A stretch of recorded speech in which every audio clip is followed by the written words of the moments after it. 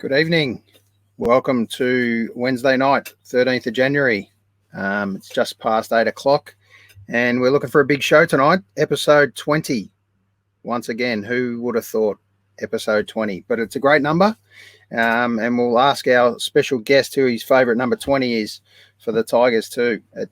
This might be challenging question, but just to find out who's got another number 20, Glenn, who's your favourite number 20, mate? Number 20. God. Ooh. I can't think of a 20 off the top of my head. That's poor. Oh, there you go. That's not a good start. Let's bring on Alan Lovey and see if you've got one, Lovey. Tony Bahaja straight away. There you go. You're a disgrace. I'm going pretty average at the Demons, and we'll go with Matt Phoebe. Didn't get a lot of games. Didn't get a lot of games. He was all right. Face it. Steve was a good one, wasn't he? Yeah, Steve got the tips. Got the mullet, and obviously got the games. So Matt was very injury-ridden, fair to say. But we haven't had too many 20s since then. Daniel Ward's another one, retired early, concussions. So we haven't had too many go through the Demons. Well, the last one I remember at Essendon was Jackson Merritt. I think he was 20. Lesser known brother. Yeah, yes. Son of Zach, brother of Zach, so Boz. But 20 is actually a tough number. I mean, you think of Jeff Southby. And then done. That's it. It's not one of the most picked numbers. That's most famous numbers anyway, that's for sure. I'm sure someone's going to stump us and say, mate, what about so-and-so? And he's an absolute Brownlow medalist. So let's leave that one. Let's have a quick 2-second recap on last week's guest, Wolfie. Thoughts, guys? What a great segment that was. Mate, we've had some great guests on, absolute great guests, but just his eclectic music taste and knowledge was amazing. Amazing. Yep, superstar. So many bands, eh? How many bands has he been in? Yeah. And still in? He's just so well grounded too, though. Like, he's not a big head. He's, in actual fact, he's a bit too humble, I would have thought. He's quite he's just one of us, which is the best part about him, I think. So yeah, it was awesome. Some of the stories he came out with, and especially the backstage stuff, was pretty funny. So he was a good man. Was very funny. I sent him a quick little text the next day, just saying, mate, great to have you on. Really enjoyed it. Fantastic. And he was appreciative of me and you guys having him on, which is fantastic. Yep. I thought he was great. Yeah, superstar, no doubt. Now, episode 20, it calls for a special guest, I wouldn't say famous guest and from our behalf, but definitely a special favourite son of this show, so to speak, at the moment. Eddie, we've had Eddie on twice with the Tigers revelry. Remember when we first got Eddie on, I threw it out to Eddie of who one of the most passionate Tigers fans, and he put his hand up straight away and said, mate, I'll help you out. So it was much appreciated. And then we put together a few of his mates, including a Geelong mate of ours. And honestly, it was one of the funniest shows we put together. In between technical difficulties, people coming on and off camera, we had a ball, and it was great to connect so many people that didn't know each other from our end, knowing those guys. So it was, mate, all hats off and to great premiers, and hopefully we can all experience that one day again. What do you think, Lovey? Yeah, look, I think I'm actually looking forward to the podcast we do the week before the GF, and depending on which teams are in that, you get a cast of, well, not 1,000, but you get a dozen people on there just absolutely spitballing what they think and what the others are thinking. I reckon that'll be one of the better podcasts you'll see. But yeah, actually, it was funny. I went to work today. First time I went back into the city for about 9 months, and one of the first questions was asked to me. It was, so who do you think is going to win the premiership this year? And it's great. It's fantastic to get that conversation going so early. So at the moment, I've gone a top 6, middle 6, bottom 6, and I'm just leaving it at that. Right. Well, we might review that in the next couple of weeks. Yeah. Sounds like a good challenge. Cuz, how's your week started? 3 days in? Good, no, good start. Good start to the week. Obviously, I've been starting a new job early December. I've been back in the office the whole period, but they're slowly introducing more people into the office, so which is good. But it's funny still because there's still a bit of, I think a lot of people are doing the right thing with the mask wearing and that sort of stuff, but I go for a little walk at lunchtime just around sort of Hawthorne East and that. There's still that unsureness with a few people. Like we've got an obviously mask on in our office, but as soon as you go out into a safer area, people whip them off straight away. So there's still that uncertainty and unsureness of what to do, what's going to happen going forward. Yep, definitely. It's look, we're at, what are we at? 7 days at the moment. 7 days. Let's keep it. We will play COVID Lotto, and maybe on next week's show we'll find out what number we're at. Hopefully we're at 15 or something like that, or 14, and we'll find out who our greatest number 14 is, whatever number we end up with. So let's keep that one up at the back of your sleeve as well. But let's talk about quickly our next guest. Obviously, I pinned you guys to find your favourite tea and put it on. We'll talk about that with Eddie in a little while.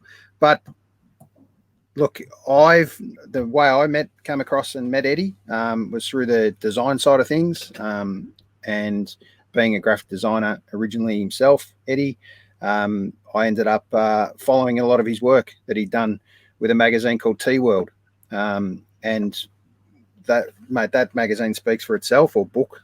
He's done a few editions of that now, so we'll talk about that one again shortly. But I want to play a little video that goes for about 3 minutes, just a little intro of just some of the artists and people you'll see that Eddie's worked with recently. So, well, not so recently in some of these, but some of these before they were big time artists too. So I'll play this now. Beautiful. The significance of it.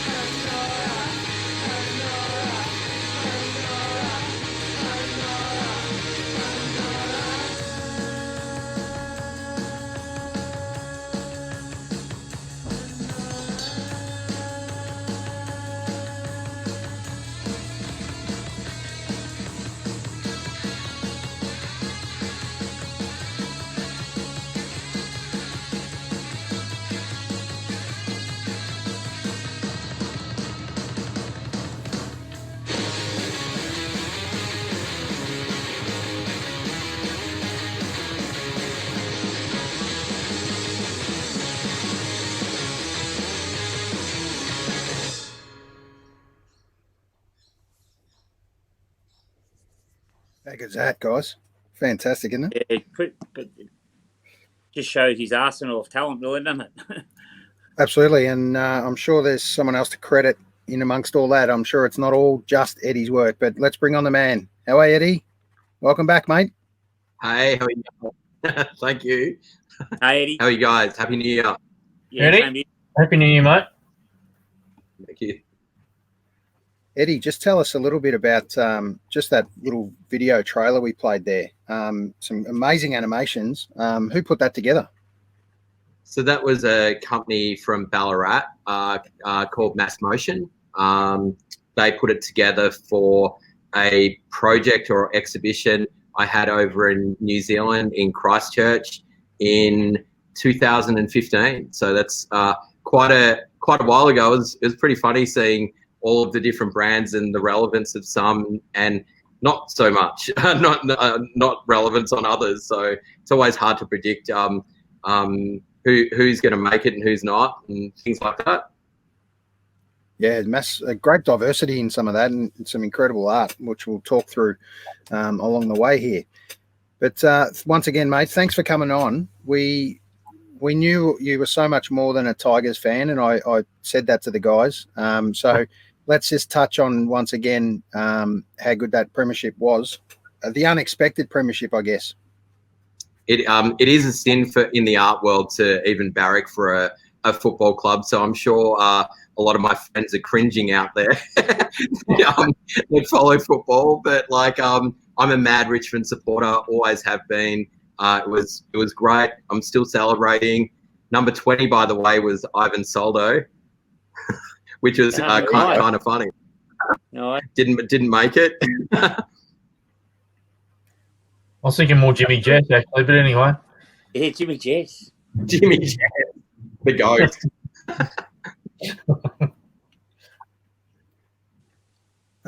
So tell us a little bit about what's happening with you, Eddie. I'm not really sure, mate. You're so diverse. I'm not really sure where to kick this off or begin. But happy to sort of take this to wherever you think we should start your process or journey. Yeah, sure. Like, my background is art direction and curation. I ran and was the creative director and partner of a design agency for 13 years. By night, I used to do T-World. So I started T-World in late 2005, and it came out in the middle of 2006, which makes it 15 years old this year. I don't do publications normally, in terms of, I don't release one every year. I actually think that with print, you need to do stuff that has relevance. And I've been working away on an issue. I haven't done one for a while now. And I guess I've got a passion for publications. I always have. I come from that print world, and I know that all of that's changing. And I think it's great. I think the amount of content we've got these days is incredible. But I'm always a fan of tangible products. I still love, clearly, books and magazines and going to shops as opposed to buying online. And I guess that's what I'm always going to try to put into the work that I do, and also with the clients that I deal with. So I do a cross-section of stuff. So really, art direction and design. I run a small design studio here in Melbourne, Australia, and I've got a small team of 4 people, and we've got a designer, finished artist, / production, and myself from a creative direction point of view. And we also look after several artists. So I've been representing 2 artists in particular, one for 5 years and another for 4 years, and that's something I've really enjoyed. I love being able to assist or being part of their individual journeys. I think that they've become superstars in their own right. And obviously I've got a huge passion for exhibitions as well. So exhibitions sort of comes down to the idea of publications as well. It's a tangible thing. You go into it and explore it. I just went to the NUV a few days ago, and there's nothing like seeing tangible things. So I guess all the stuff that I do creatively results in tangible ideas. Yeah, fantastic. Let's kick it off with this particular image. That's my balcony, and that's a shot that a photographer friend of mine took by the name of Holly Hawkins. And I've got a ridiculously large balcony. I was very lucky to come across this apartment that I live in, and I moved back into the CBD 2 years ago, and I've been here for 20 years. I was out in Watsonia for a short stint, and I've really loved being back in the city. There's a lot of work to do in the city now because of COVID, but I'm really excited. I've always been more of an urban person, or a city person, if that makes sense. Yeah, it's pretty hard not to be inspired looking at that view every night. Yeah, it's amazing. It's amazing because I've lived in different areas of the CBD, and that particular shot is more on the corner, so it's diagonally opposite the State Library. It's just above the old cop shop where the Russell Street bombings were. Yeah, right. Oh, yeah. I was trying to get the topography and yeah. Okay. Yeah, I got it now. Yep. It is amazing because a lot of those buildings that you can see in that shot have just come out, like more to the right side, have been created in the last 8 years. Yeah. Like, it's incredible. And I definitely see, if you can see Melbourne Central towards the middle there, the cone, I definitely think that that's one of the busiest areas of the CBD, or was one of the busiest areas of the CBD, with the State Library there, Melbourne Central, and RMIT opposite. I actually read that RMIT takes up 10% of the CBD circuit, which is crazy to think about. Yeah. Yeah, it sure is. Sure is. They seem to have little signs on a lot of buildings, that's for sure. So there's money in education, mate, for sure. All right, let's move on to one of these gallery shots. Kick us off with this one. Some great photography. This series of photography was and is for an unreleased issue of Tea World, all about Los Angeles, and we showed these about a year and a half ago, I believe, 2 years ago, I believe, at the first Ego Expo run by Melissa Yu, and that was over in Docklands. But basically, they're portraits of. I like traveling. In fact, I love traveling, and I love meeting individual people and seeing where their brand stories go. So I've worked with Nicole for quite a long time, and she's been brilliant to document most of the Tea World portraits that you've seen. Are they all Nicole's shots? All of those shots are, yes. Wow, fantastic. Yeah, she's an incredible photographer. I know she... That came from a few trips to LA. It's amazing. Like, I did a New York issue, and I was lucky enough to stay there for 6 months. Like, and it was great because I was meant to be having a bit of a break. Like, I'm a big believer that whilst I work like crazy hours and all the time, like I'm always working, I also love to have a bit of time off. So I've really set myself a goal to have a bit of time off every decade. And in 2010, I did that because I just wrapped up and finished a 13-year stint at a design agency. I went to New York, one of the most ambitious cities in the world, and I couldn't help myself but to put together an edition of New York brands, artists and designers.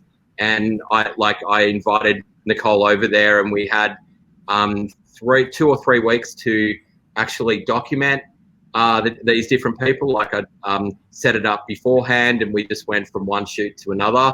The ones in LA, the ones that you just saw before, they were done over a series of travel stints. Who doesn't love traveling? So yeah, it was great. Like, Nicole was really the person that got me hooked on LA. Like, I love New York. I really like LA, and I think that there's so much to LA that if you're not from there, it's just great to just explore beyond what you think LA is. It's kind of like any city, but I guess the thing I'm gravitated towards is ambitious cities, and I guess that's what I like about New York. Yeah, awesome. And one of my absolute favourite coffee table books, mate, is this one, your Tea World special, featuring so many artists. You know, some of this art is just incredible. So it's an absolute winner. This one, I know it's a few years old now. It's been it's how many years? It's amazingly 10 years old. Yeah, right. I'm getting old, and that was fantastic to do. I loved every moment of that, and it was really difficult to do as well. Like piecing everything together. You're an outsider. You're doing trying to document a city that I'm sure a lot of people in New York would want to do as well. But I guess that's what I created Tea World for. It's a self-initiated project, and I really rate people who do their own self-initiated projects, and whether it's successful or whether it's not successful, I really think that it shows about the lengths that people will go to. It also makes you understand what goes into everything. Like, you know, you've got to earn money from this kind of stuff. So it's just one of those things where you really have to hit the ground running and see where it takes you. And I've been fortunate that Tea World's taken me to locations that I've never even dreamt of going. Yeah, and also not only that, but also being associated with different things and different brands. And just to touch on one of the biggest potentially brands in the world right now is and has been for a long time is Star Wars. One of my massive loves. And just behind me features one of these images from Reese Cooper. There was a friend of mine who worked with us for a little while as in a graphic design phase. So just so great to see Reese featured in one of your T-shirts there. So just tell us a little bit about that exhibition. Yeah, that was put together through a label called Radio Velvet, and predominantly a person called Angus Kingsmill.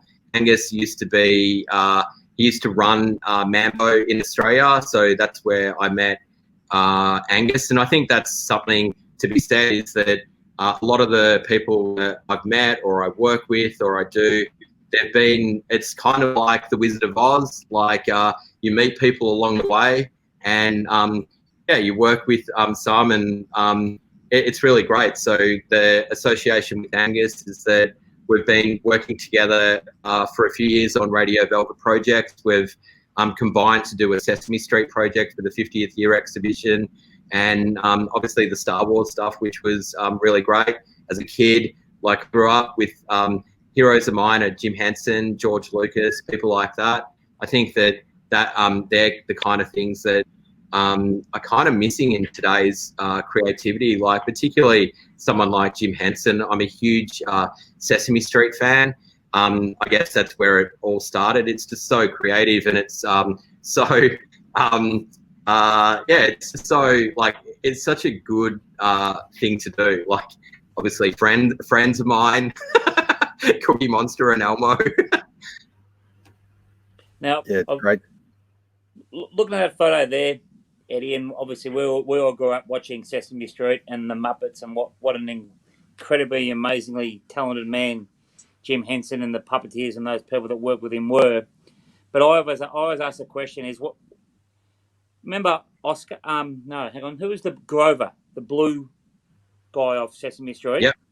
Now, when I had children and Elmo came along, and everyone had to get a tickle me Elmo, I felt so sorry for Grover, because to me, Elmo and Grover, different colour, and a terrible laugh. Now my children, but I still feel a bit sorry for Grover. Grover's cool. Like, Grover's in the background now. He was always cool. You don't have to say you're cool to be cool. And I think that I did an edition of Tea World, which was a cool kids issue, and that's how I was able to get onto the set of Sesame Street. And I put together a presentation and a pitch, and I curated a series of T-shirts, and then 10 years later, I stuck around to do the 50th anniversary as well. And I remember when I was on set of Sesame Street, I did 4 limited edition covers of that particular Tea World, and I didn't do Elmo. And when I was on set, like if you stay within a 20-meter radius of the actual set where the cameras are and things like that, the puppeteers actually have to speak to you as puppets, because Jim Henson taught them that that's how you really react to human mannerism. And Elmo came up to me and said why he wasn't on the cover of Tea World. And obviously I laughed a lot, and I was just laughing a lot, and I just said to Elmo that there's such a thing as being too popular. And I wanted to go for more of the obscure characters, so I went for the Count, who's the coolest, and went for funnily enough, Super Grover. Yeah, and I went for Bert because I think Bert's always, he's very upset most of the time, so I thought I'd give him a bit of limelight. And obviously Oscar, so Oscar was great. Oscar is the puppeteer who originated Oscar and was Oscar for a very long time, for nearly 49 seasons, was a guy that I met through this whole thing, Carol Spinney, and that's him there. Unfortunately, he passed away last year, but he was Oscar for the entire lifetime of Oscar up until last year. And there's been it's kind of a funny thing to explain, but there's interchange. So there's puppeteers ready to take over the realm, and I just imagine the interchange guy from Oscar going, when's this guy go? I'll back to follow that. It is incredible. Carol Spinney's was an amazing person. He was so generous with his time. And when we were on set, he said, "Do you want to get some funny photos?" And we did. We got hilarious photos. I got one photo where he invited me into Oscar's trash can, which no one goes to. So yeah, I'm going to do that. So it was pretty funny to see all of that stuff. Big Bird Nest, all the stuff. It's the cool stuff. Yeah, absolutely. Yeah. So much better than Humphrey's set. Put it that way. Yeah. My first ever T-shirt, Mum told me, as part of the prep for tonight, my mum told me my first ever T-shirt, I was 2 years old, and with whatever it was on it. And apparently I used to react every time Animal came on to smash the drums around on the Muppets. So Mum went out and got me a T-shirt with Animal on it. And I had that for about 2 or 3 years. Absolutely loved him. I thought he was the best out of the whole lot.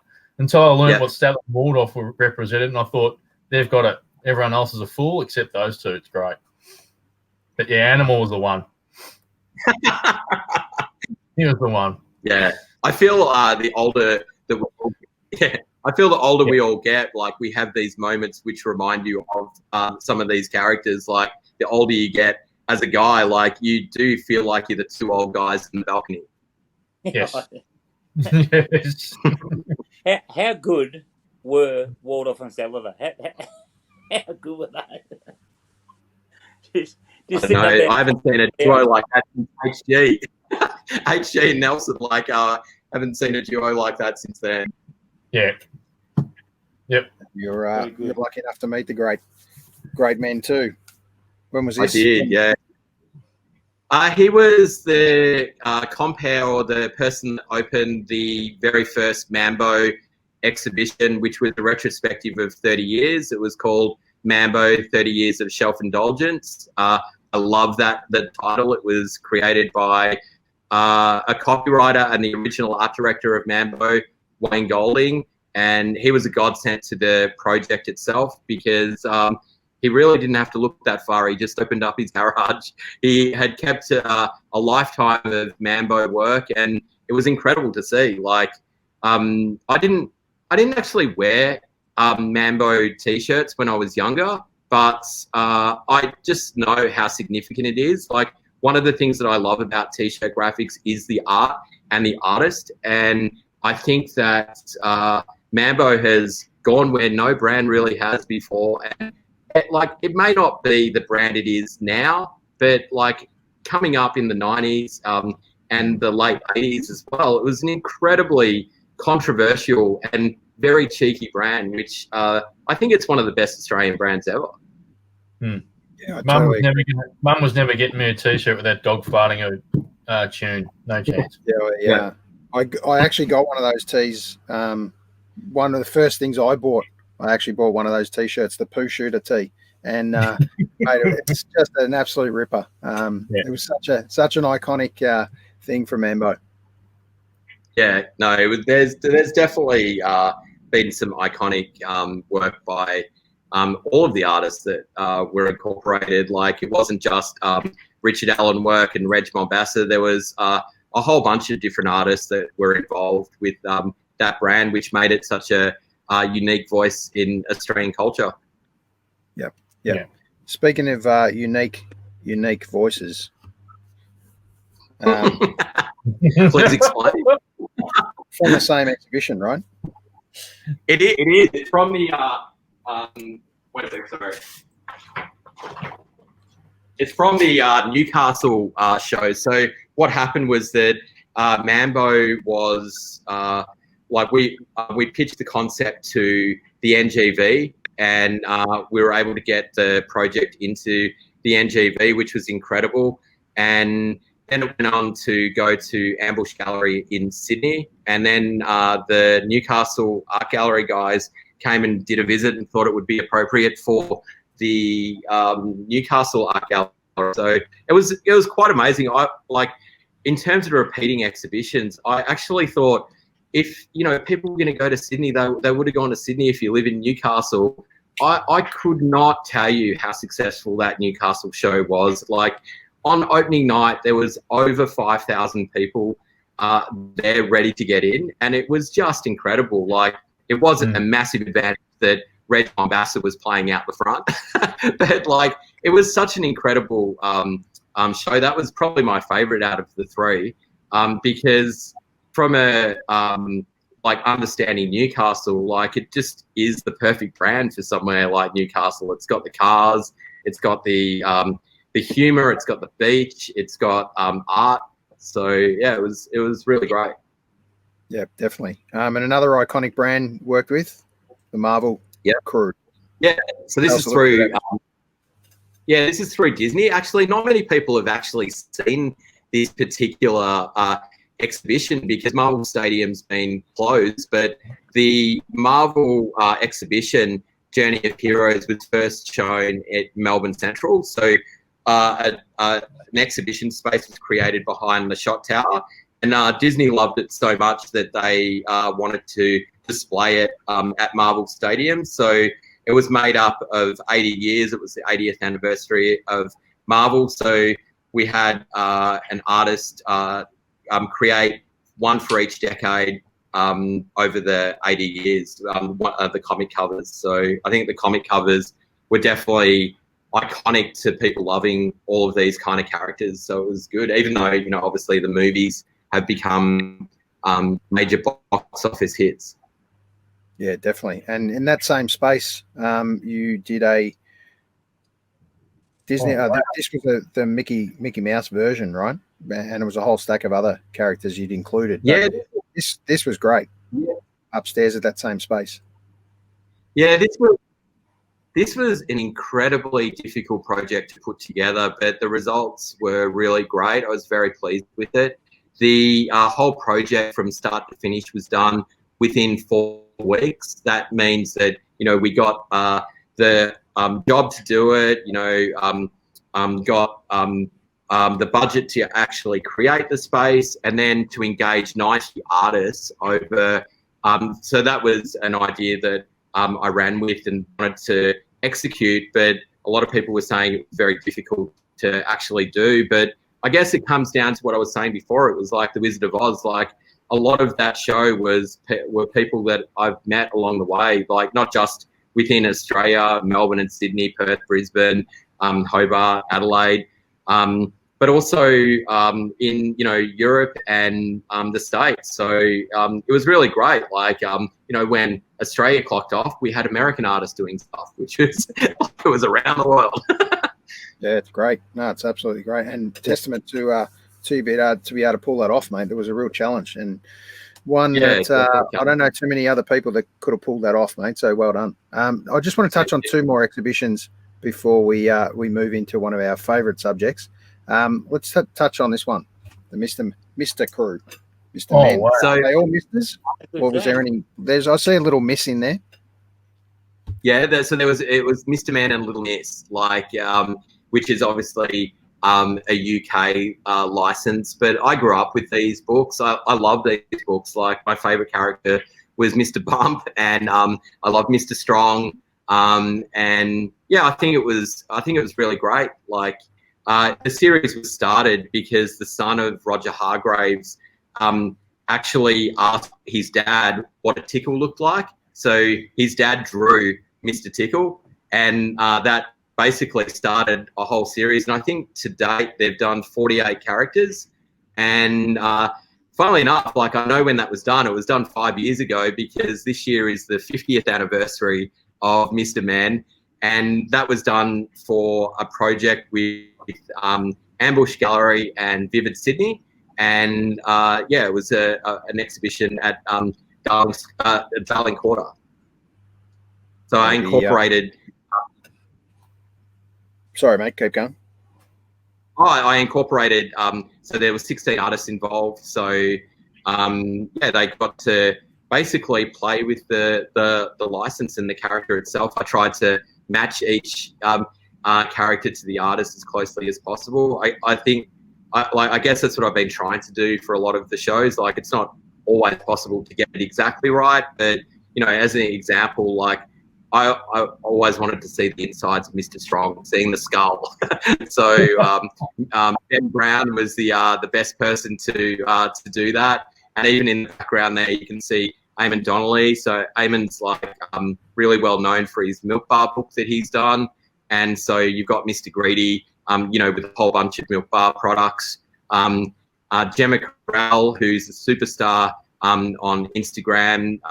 We were able to get her to do Little Miss Scatterbrain, and she did herself as a cat lady, which was hilarious. And in the background, you can see Megs, who is an artist from Melbourne, from Everfresh, and he got Mr. Messy because he's always creating a mess, and he's got Mr. Messy holding up a roller brush.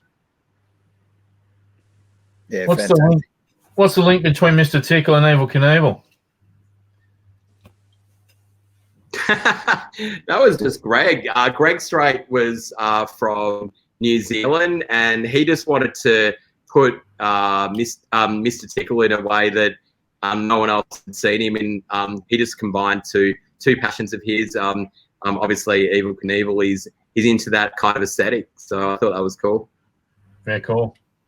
Yeah, it's well done. And the last exhibition, or not the last, but one of the last I want to talk about is the Screaming Hand, the famous Screaming Hand.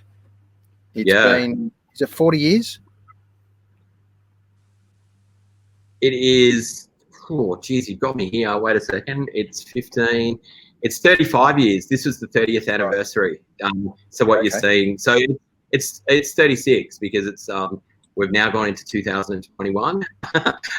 But I was fortunate enough to be at the original Screaming Hand show in LA, where you've got artists like OG Slick involved, obviously Jim Phillips and Jimbo, and it was really great.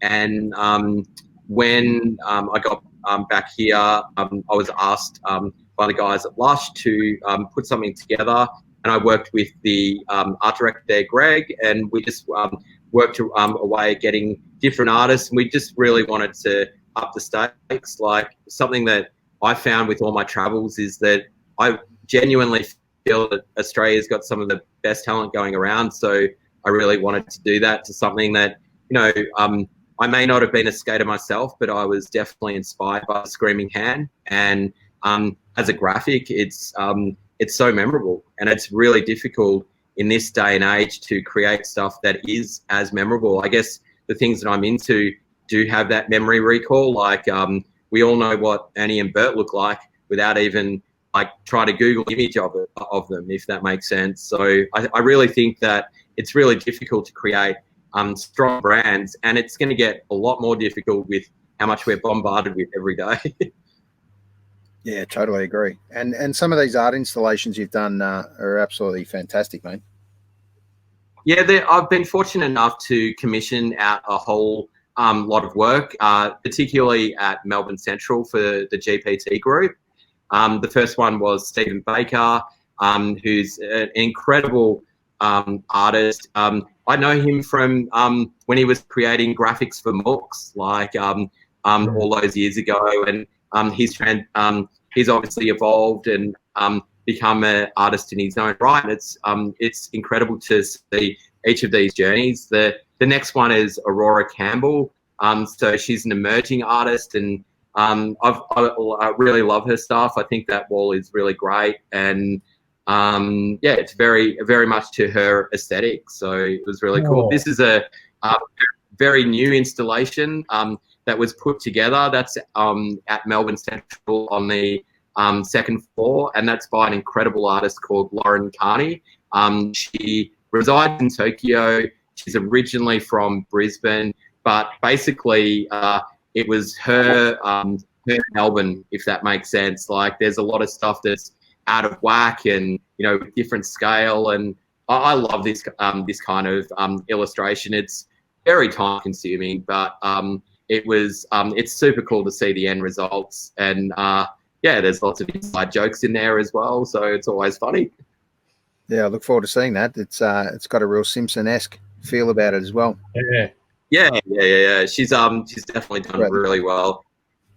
This is by one of the artists that I represent, and her name is Justine McAllister, and she's becoming she has always been in my eyes a superstar, and I just really love her ambition and the way she's, you know, merging patterns and illustration and graphics into murals, but also how she's evolving her art practice. Like you'll be seeing up and coming the way she evolves her art world. So that was an area of Melbourne Central that was kind of a very dark area, and very few people were sitting in that area. So things like these murals are great because it's become an area where people feel comfortable sitting or you know, taking it all in, and it's become a thing. So I think that's a really important thing to say, is that there are economical, you know, things to associate to these art projects, which is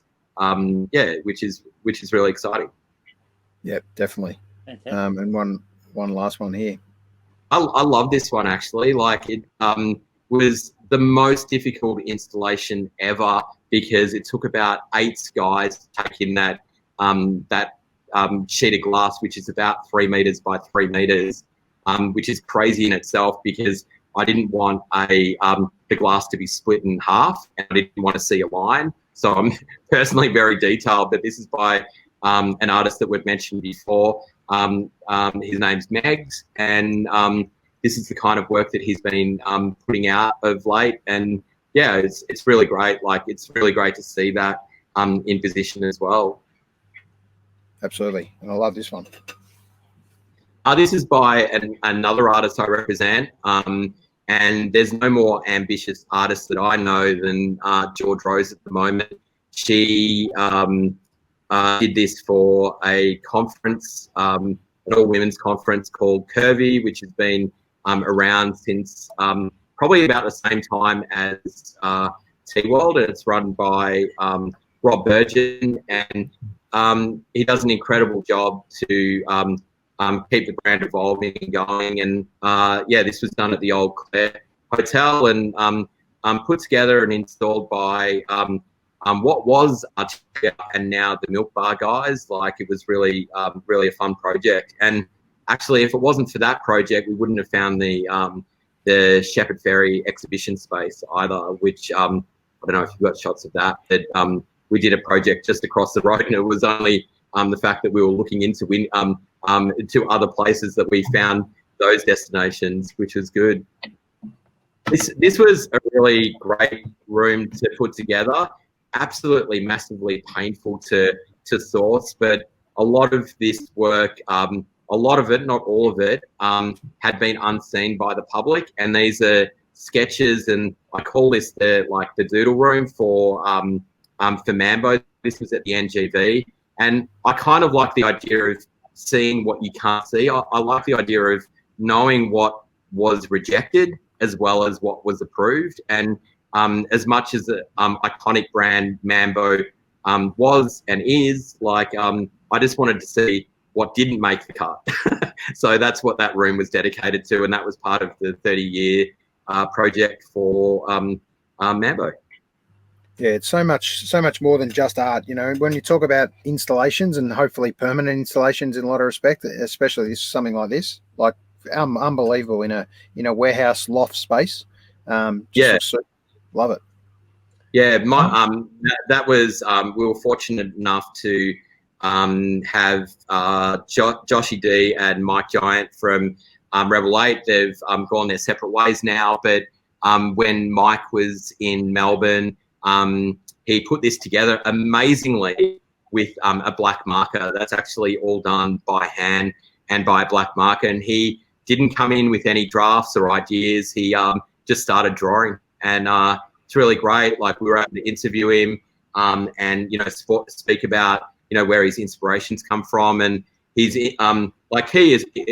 inspirations come from 19th century illustration. And I think you can see that when you look into his work, but he's an incredible illustrator, artist, and tattooist. Yep. And speaking of incredible murals, I absolutely a brand that I've always loved as a kid and love this art from Shepard Fairey with Obey. Tell us a little bit about how this came about.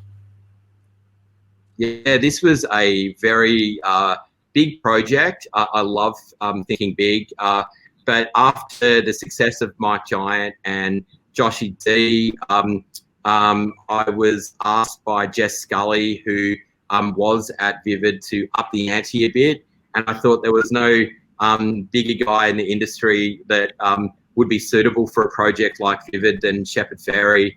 And I guess the mission was on. It took 3 years to actually get him over, which was great, but, you know, persisting. And then after we had secured him, I was able to get the guys at Ambush to assist and work with myself and obviously Vivid and Destination New South Wales to put together this mural, which, you know, largely responsible and credit goes to Ambush for finding the space. And then we put 2 exhibitions together, and yeah, it was just incredible. This is a prime example, though.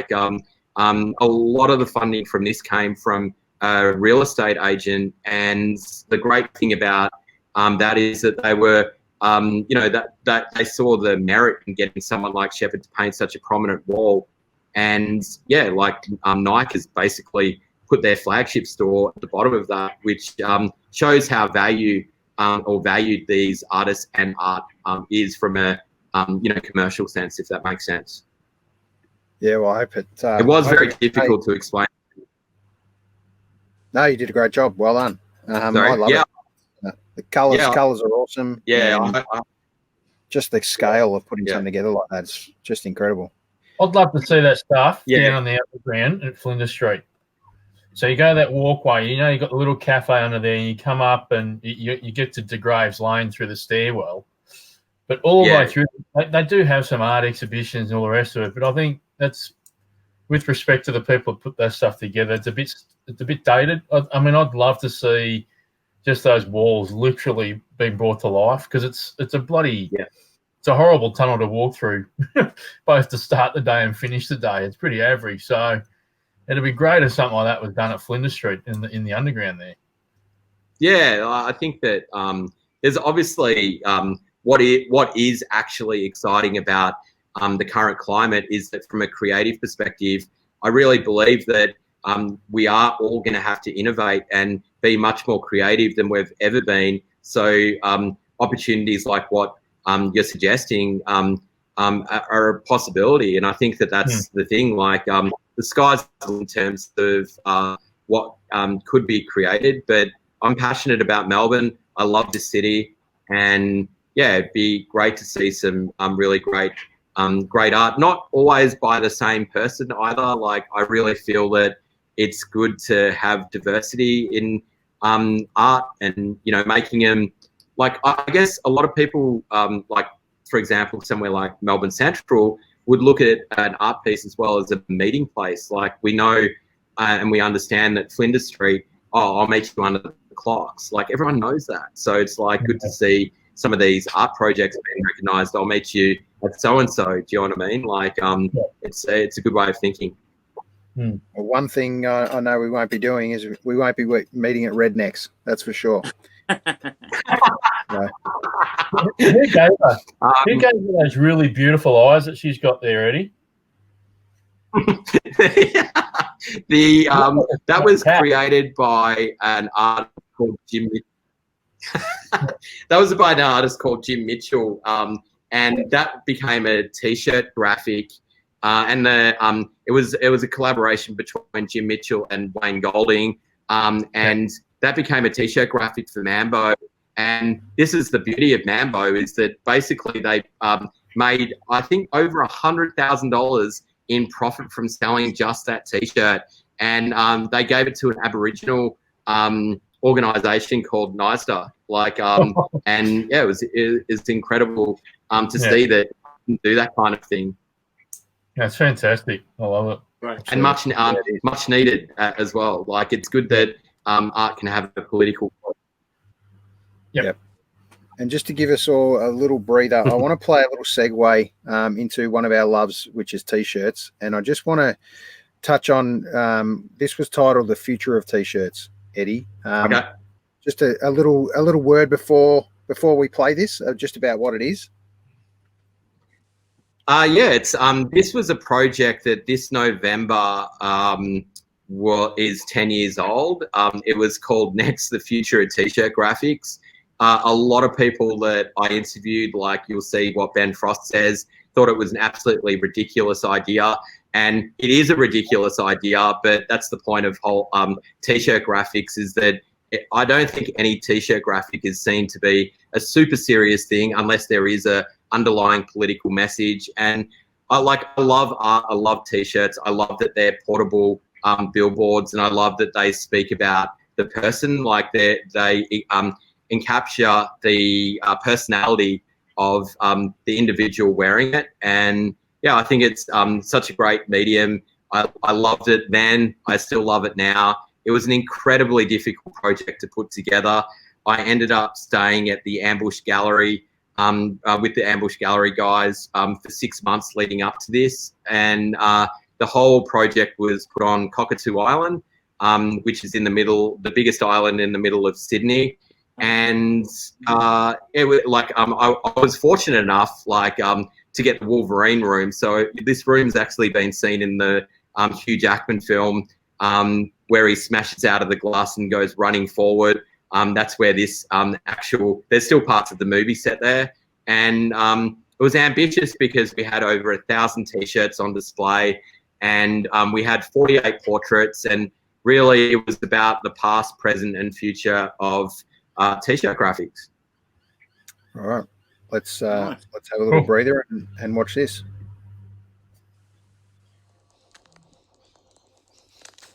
A T-shirt has and always will be a phenomenal place for designers, anybody to be expressive. It's a great canvas, you know. It's like one of the simplest ways to sort of get a message or get an idea out there. And really, it's as limitless as the imagination of the artist that chooses to use that canvas.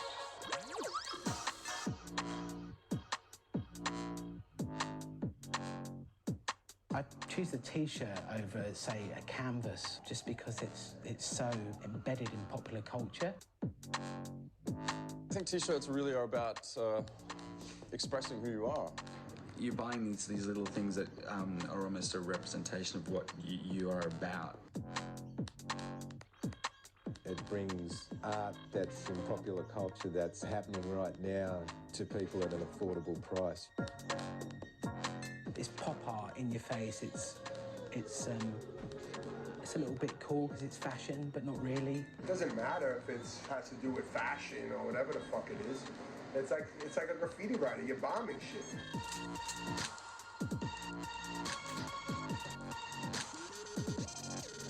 Occasionally I'll see people wearing designs that I've made. Often I'll run up to them and go, hey, I made that design, to which people generally don't care. Somebody held the T-shirt up in a shop and you overheard them say, I really liked Monster Children as a brand until they did this T-shirt. So that was one of mine.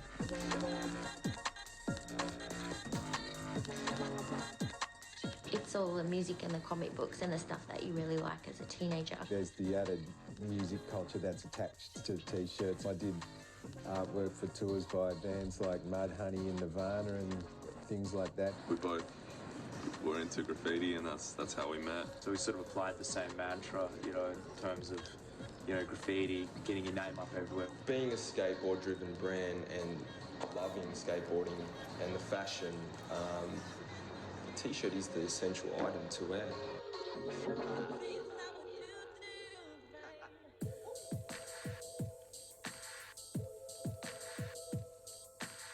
Since day one, I used it as a place to show people what I was into. Like, look at this. I guess that was like when like Star Wars and shit was coming out, so I was drawing like some future shit. And look, see, I was doing shoulder hits before anybody was doing that shit. It's a really simple idea, actually. The card that comes out of the sleeve, there's one there. And it's actually a Joker laughing his own head off.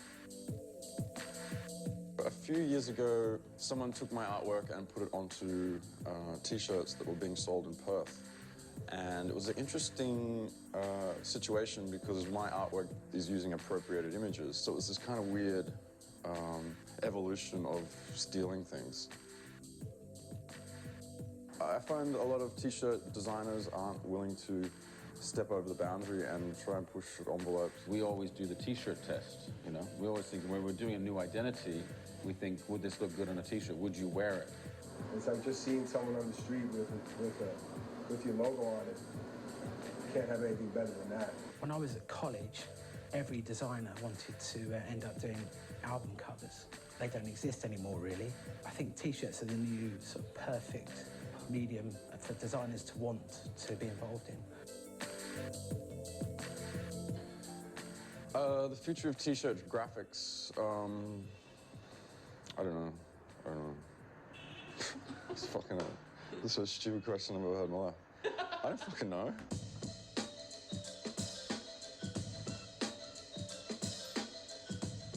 After researching the brand origins of T-shirts for so long, I've been doing it for 20 plus years. I'm always interested in what is going to be the next thing. Next is an exploration into the past, present, and more importantly, the future of T-shirt graphics.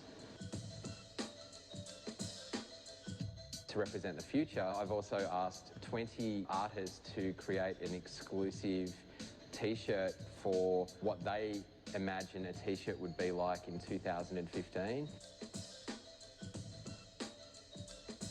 It's just an exploration into something I'm probably too obsessed about. I would almost think that T-shirts graphically could disappear.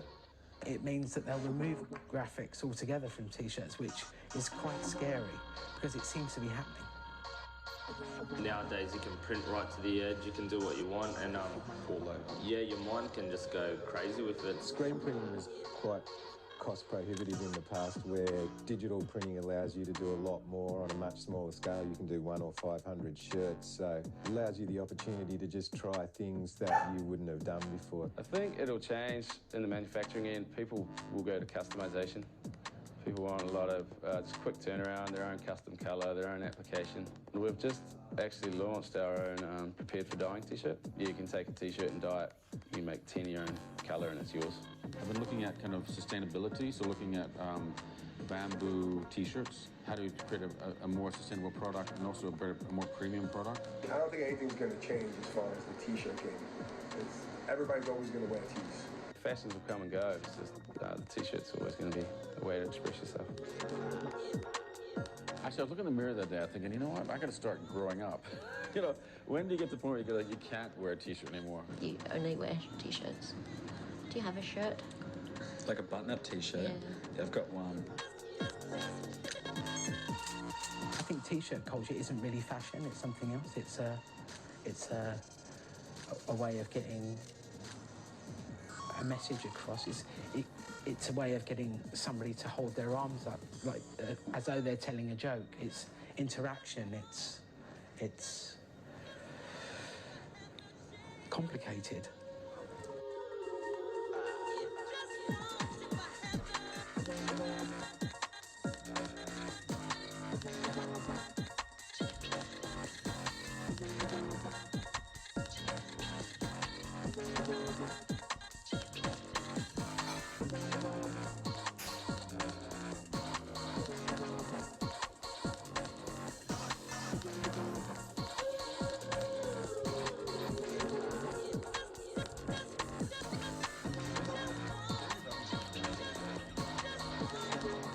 Yep.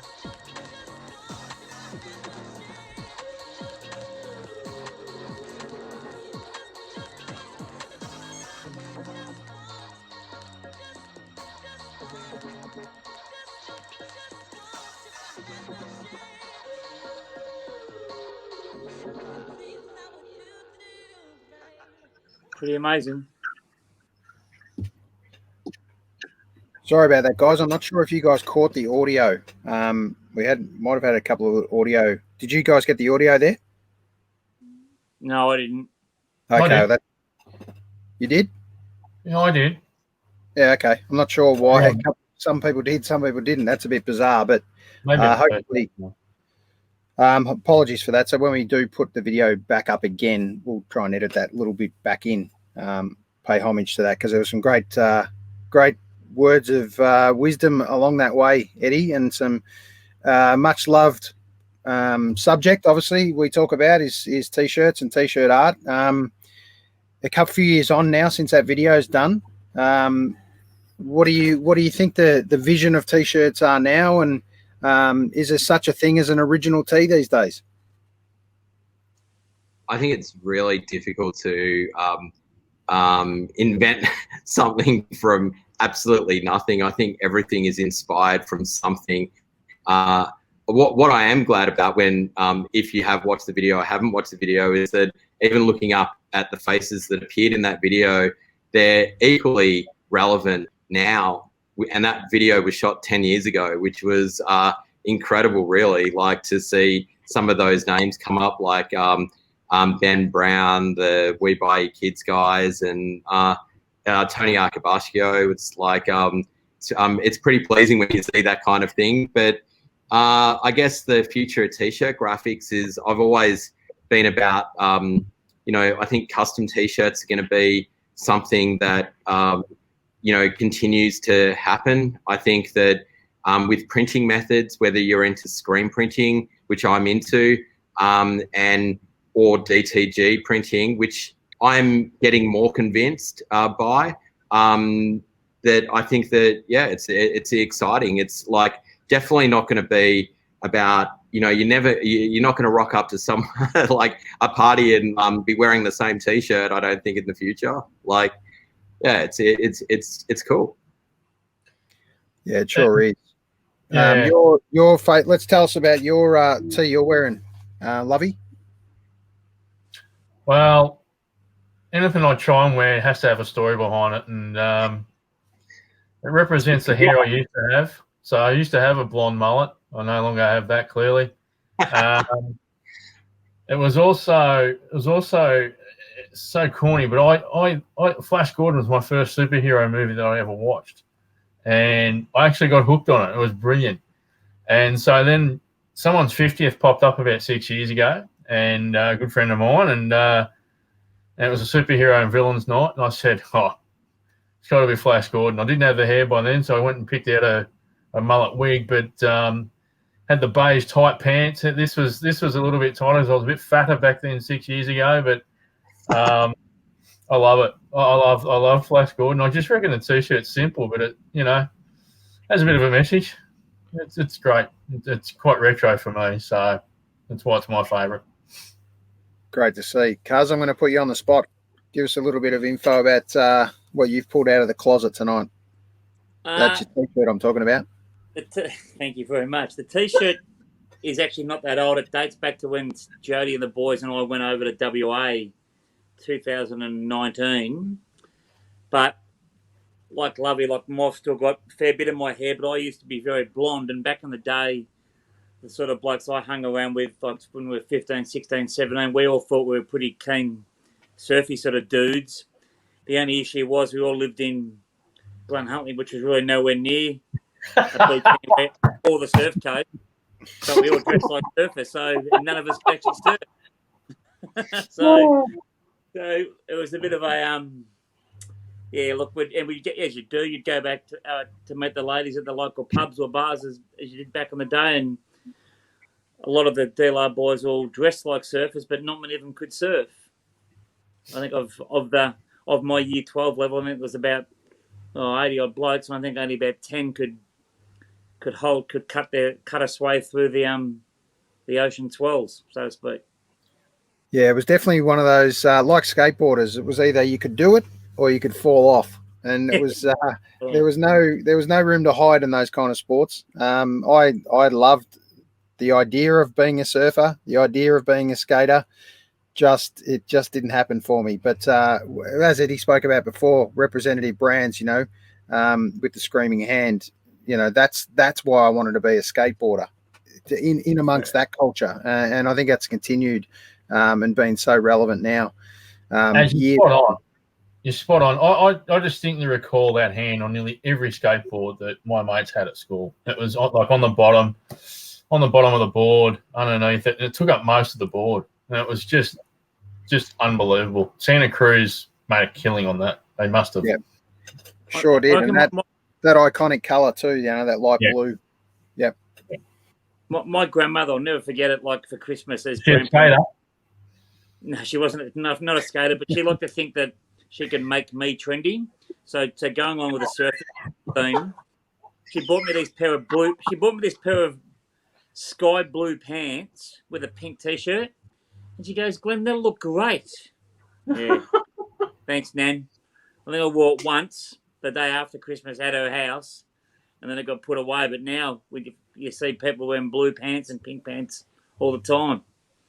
Well, it's funny because you talked about Grover before, and maybe she was trying to make you look like Grover. Mate, I love Grover. I'm not going to place orders, but I might have to give Eddie a call. Wouldn't mind a Grover t-shirt at all. There was an excellent Grover t-shirt created. Yeah. He goes, all right, Grover. Yeah, I tell you, my mum had black t-shirts or white t-shirts for me where she had a dash of colour when I was in primary school. Eddie, you'll love this. She had me dressed in corduroy pants. And it was black. She had black, blue. I had green and burgundy corduroy pants as well as a pair of purple ones. So in prep through to grade 3, that was what I wore along. But the t-shirts were just plain, black or white. But I had those sort of cords pants. It was just the most extraordinarily offensive thing I think I've ever seen in my life from a clothing perspective, and I owned it. It was great.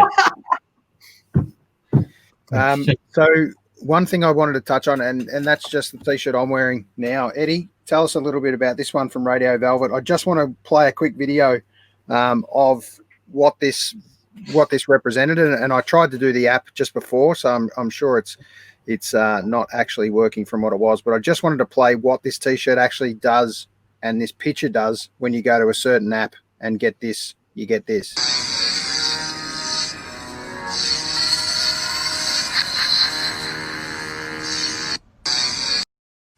Now, to me, that's using technology to a whole different level. Eddie, has this been done regularly in the t-shirt space? It hasn't, but I'm sure it's not the first time that it's been done. But It was done by an incredibly innovative artist. His name's Luca Ionescu. He runs his own studio called Like-Minded Studio. He's definitely been someone I've watched over the years, even through niche publishing. He created Refill magazine, if anyone remembers that, and he's always been on the edge of stuff. So he does incredible work. The company that did that with him was iJack, and yeah, it's like it's a fun element to that t-shirt. Yeah, it's absolutely awesome. And just touching on the love of t-shirts, Eddie, give us the current count of t-shirts in your collection. What number are we up to?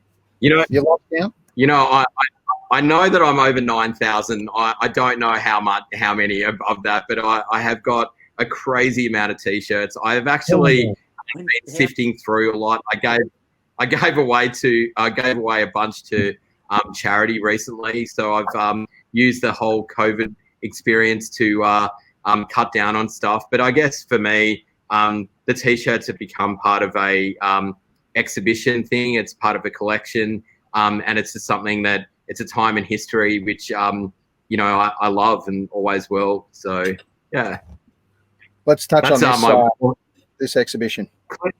Clearly, my walk-in wardrobe. I'd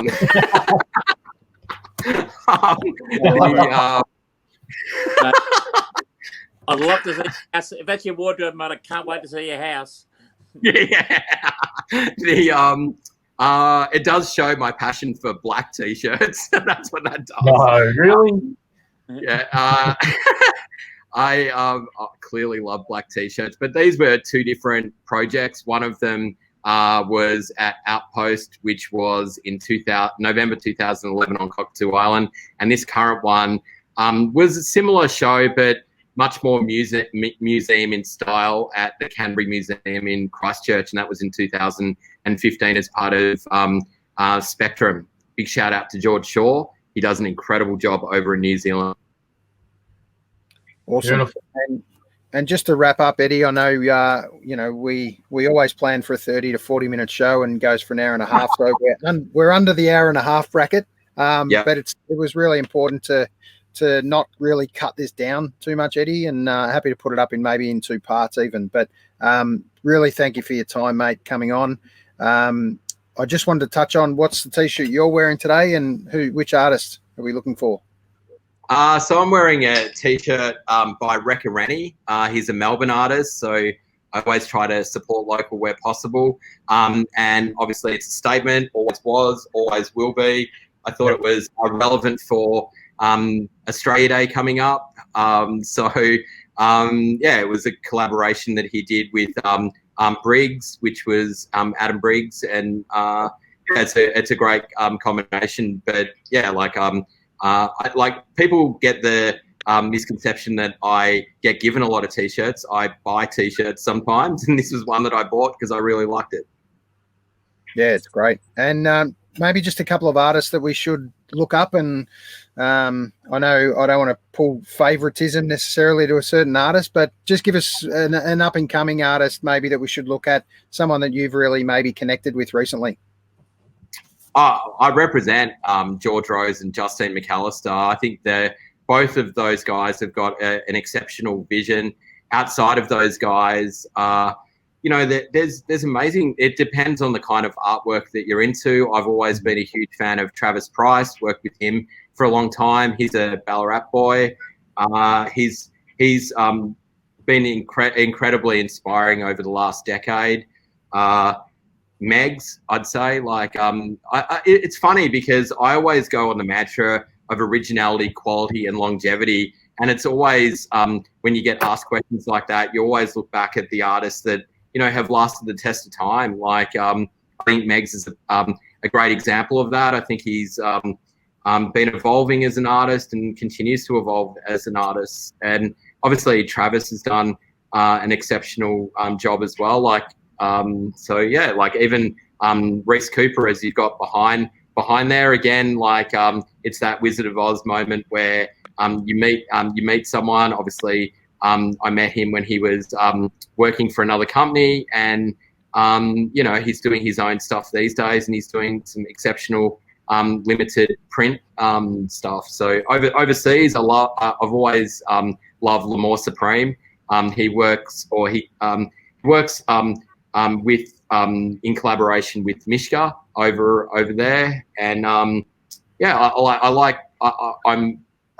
do like my design aesthetic, so I do like what Shepard's been doing for a long time. Again, it's really hard to remain so prolific over such a period of time. I guess that going back to the Mambo thing, I guess that's the difficulty in maintaining that kind of thing. You talk football, and you're trying to find a player that can last the test of time, if that makes sense. So it's kind of like that in the art world. It's not what you necessarily are seeing now, but where these artists are going. Yeah, so, absolutely. I actually Luca Ionescu is a great one too. Luca's previous to that, he's designed for so many t-shirt labels that probably not a lot of people would be aware, but he's exceptional in terms of how he's educated himself as well. Even through Refill magazine that he did a great job getting people on board that not many people knew about. So it's always great to give light to that. So yeah, I also love the darkness of Reg Mombassa. I think Reg Mombassa is probably the most iconic t-shirt designer in Australia. Yeah, definitely. Talented music too. Pardon?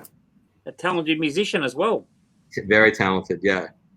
He's great. He's great. I think it's great to have a sense of Australia. I feel like sometimes we look at America too much, and I think that it's really great to celebrate what we've got locally.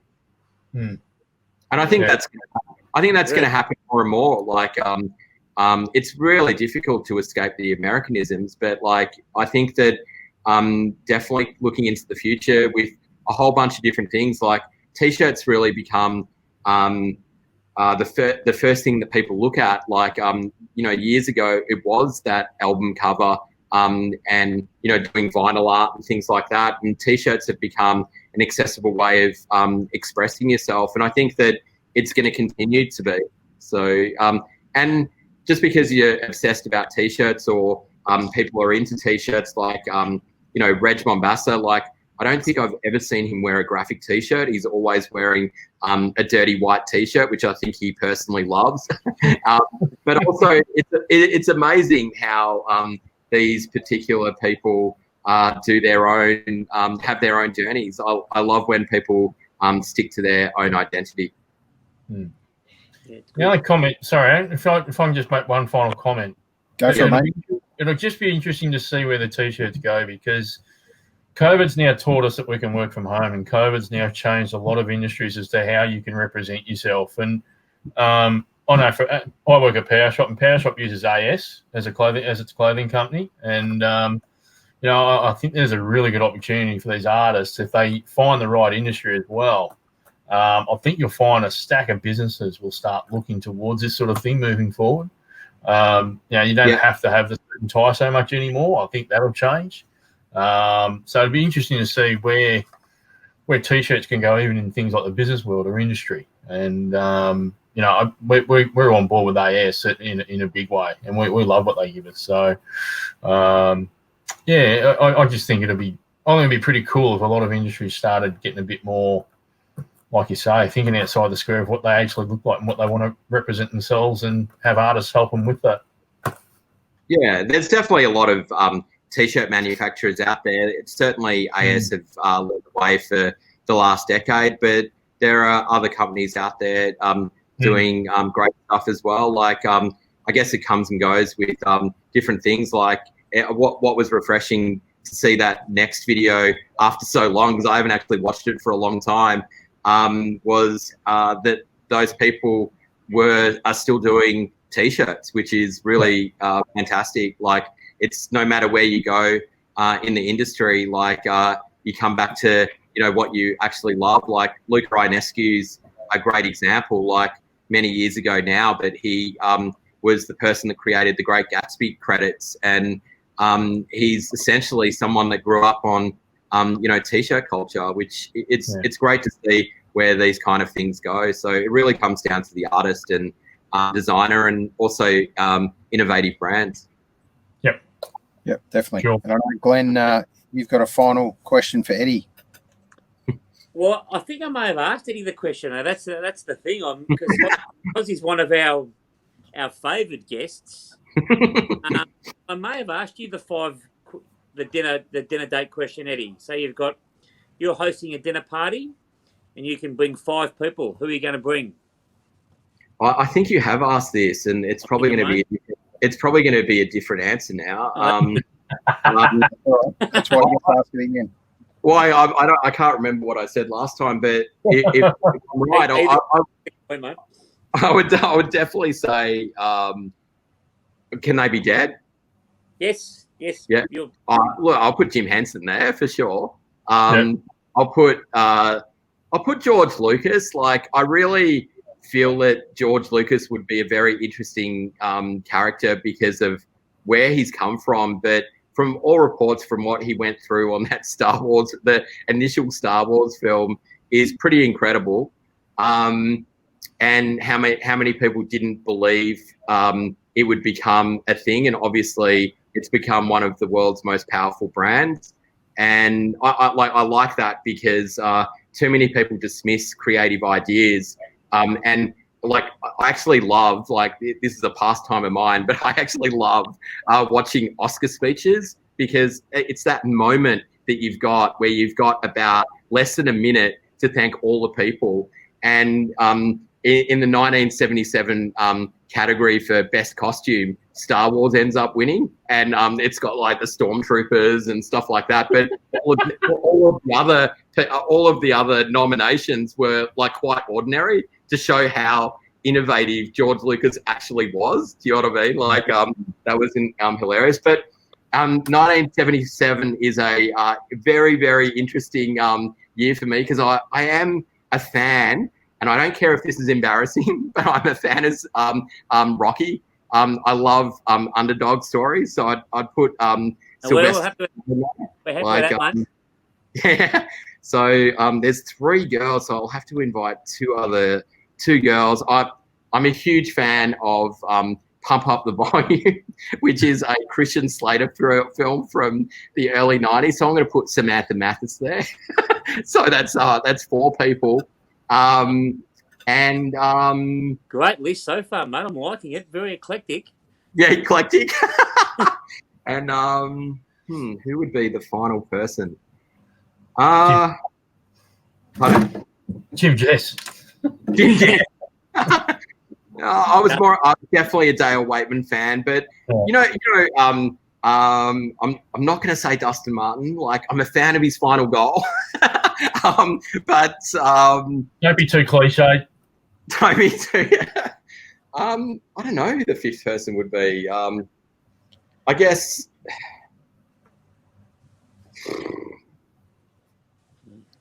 Could be my first one I've stumped, Darren. Oh, yeah.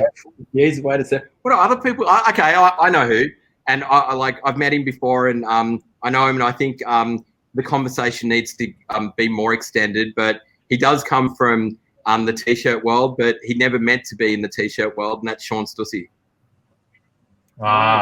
Yep. Good.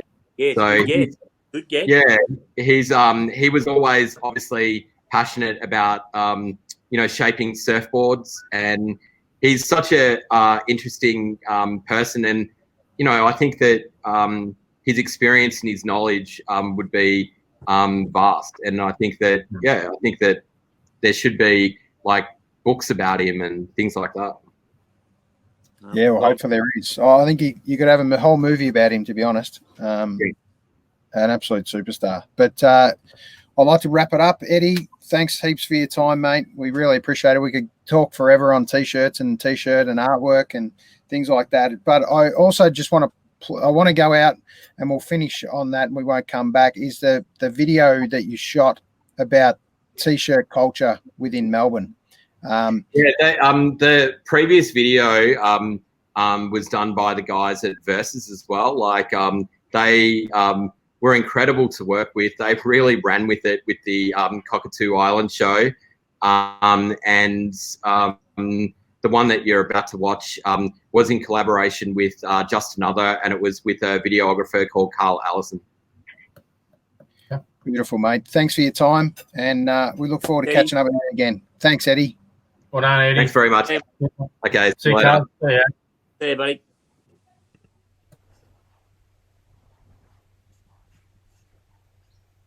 When people think of Melbourne,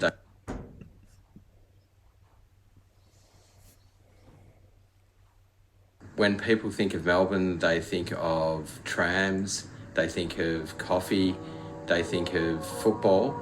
To me, it's the most underrated city for t-shirt culture in the world.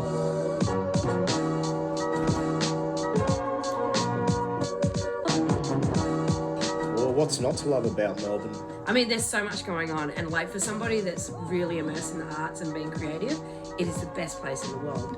And the scene is so strong out here, and people really like connect with it and get it, and that for me is something that inspires me with my work, because it's seeing people do what they do because they get such a rush and such a feeling out of it. It makes me happy, and it makes me want to like kind of push it a bit more, you know? I've always loved t-shirts, so we just thought, let's make our own. I think t-shirts are awesome as an art form. The reason that I ever was even interested in doing them is because as a kid, it was t-shirts that I remembered from people that I looked up to when I was a little kid, like the older dudes in school or whatever would have some crazy Aerosmith t-shirt with like boobs and dudes smoking weed on them and crazy shit, and I would kind of be like, wow, you can do that on a shirt, that's crazy. Without t-shirts, I wouldn't have started the brand in the first place. It's accessible, everyone can do it, but that's also the hard bit about it, is because everyone's doing it. You have to have something that's really has a point of difference, otherwise it's just going to get lost in the crowd. I'd like to think that a lot of our clientele are sort of educated on what's happening within graffiti art, street art and hip-hop culture, that when they see a Roan shirt, they'll know, oh yeah, that's Roan. I see t-shirts as quite a good outlet for artists to get their work out there. It's kind of, you can do a design and get it out on 50 or 100 people's chests. It's a great way to promote your work. If you've got an idea or a concept or a statement, you can get it out to the public, and it's like they're walking around with billboards, you know. It's a really good way to get a message to the people. Particularly in the 80s, you know, everything was so colourful. I mean, even though it's been redone now, it's still not like it was then. Everyone just wore colour. And we were just good at it. We were good at putting colour together on garments and prints. So then the rave kids took it up and they just went with it. So I'd like to see less on t-shirts. Less colours, one colour prints, stuff that means something to people, not just another brand trying to pretend to be gangsters. If you're going to do a t-shirt label, the easiest thing is to actually make the t-shirts. After that, it's down to marketing and trying to get it out there, which can be difficult. Yeah, guerrilla marketing is very important because you're doing it and you're making the effort yourself. And you're going out there and you know exactly where your posters are, your stickers are. There's no rules to the industry here, and hence the creativity is public. You know, make a bit of fun. Don't be a follower. And if you want to differentiate yourself, in my opinion, like, you know, when I'm trying to do a lot of my stuff, is think about what actually is going to arc people up a bit. Ooh, what makes a good t-shirt design? That's a hard question.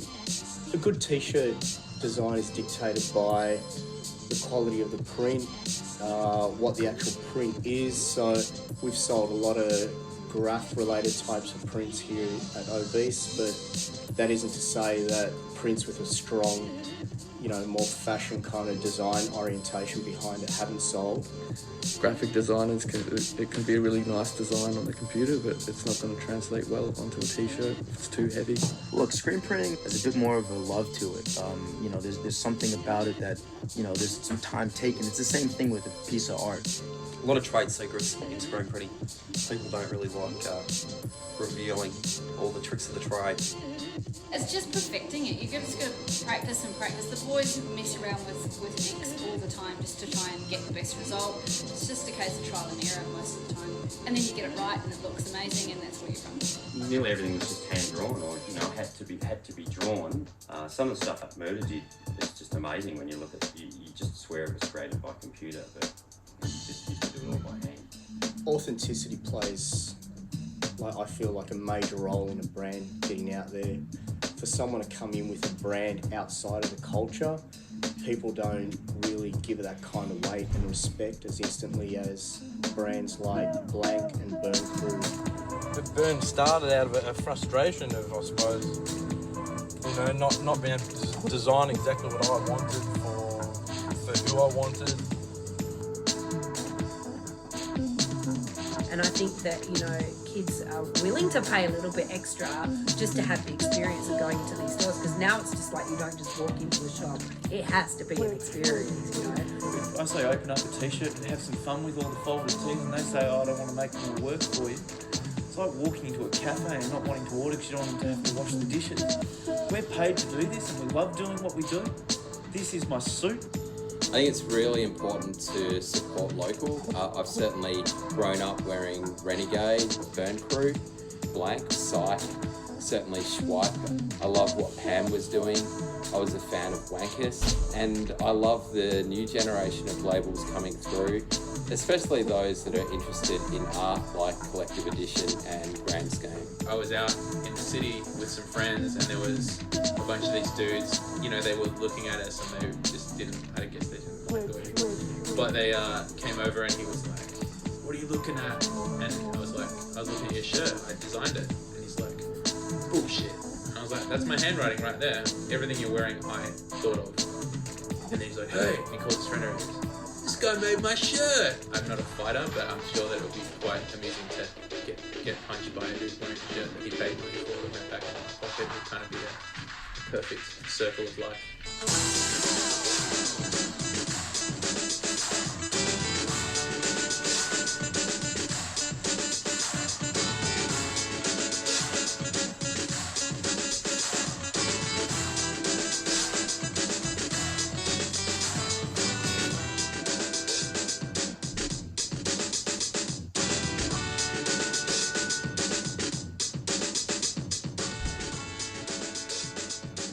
Get your hopes up, you know, because this shit's gonna blow your mind.